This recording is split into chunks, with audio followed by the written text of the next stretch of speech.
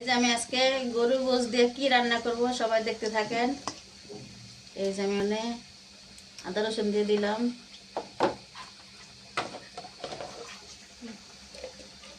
এই যে গরম মশলা,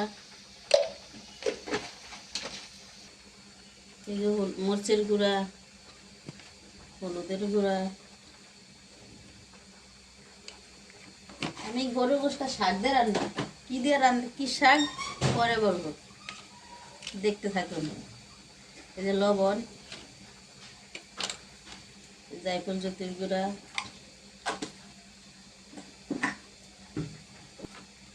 এই যে তেল দিয়ে দিলাম, পেঁয়াজ,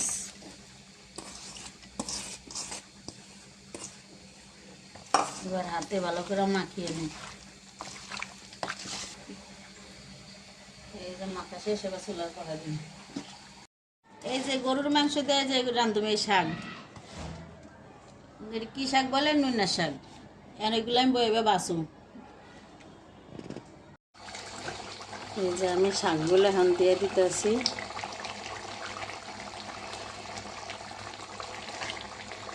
এই যে শাক, নুনা শাক।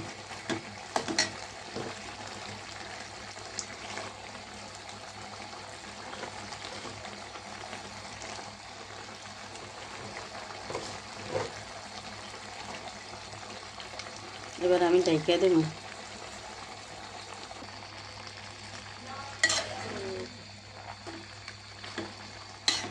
এই যে শাকগুলা লাড়াইয়া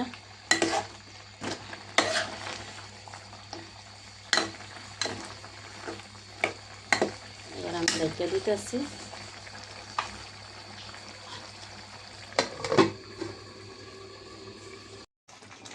এই যে নুনা শাক দেয়া আমার গরু গোশ রান্না শেষ। কে কে এই নুনা শাক দেয়া গরু গোশ দিয়ে খাইছেন অবশ্যই আমার জানাবেন।